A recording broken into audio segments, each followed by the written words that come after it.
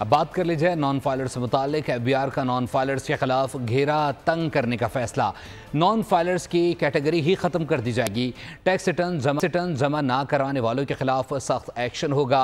पाबंदियों का सामना भी करना पड़ेगा। लेन देन पर मामूली फीस लेने वाले अब नहीं बच सकेंगे। नॉन फाइलर गाड़ी और जायदाद की खरीदो फरोख्त कर सकेगा, बैरून मुल्क सफर पर जा सकेगा, बैंक अकाउंट खुलवा सकेगा, म्यूचुअल फंड्स में सरमायाकारी कर सकेगा।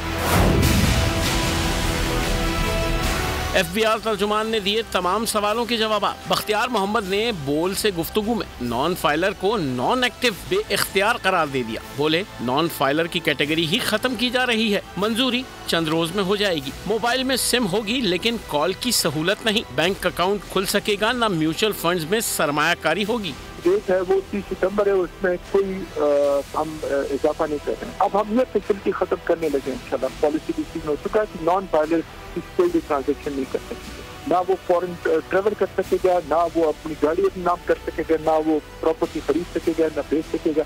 टैक्स रिटर्न जमा ना कराया तो 15 मखसूस सरगर्मियों पर पाबंदी लग जाएगी। इब्तदाई तौर पर 5 किस्म की ट्रांजैक्शंस पर पाबंदी लगेगी। तर्जुमान FBR के मुताबिक नॉन फाइलर्स के लिए पाबंदियों में इजाफा किया जा रहा है। लेन देन पर मामूली फीस देने वाले अब नहीं बच सकेंगे। पॉलिसी बन गई है, फैसले पर फौरी अमल दरामद नहीं होगा, कुछ वक्त लगेगा। तर्जुमान के मुताबिक माहाना 50,000 रुपए कमा कर गोशवारे जमा न कराने वाले नॉन फाइलर हैं। फाइलर्स के लिए जो सहूलतें हैं वो बरकरार रहेंगी।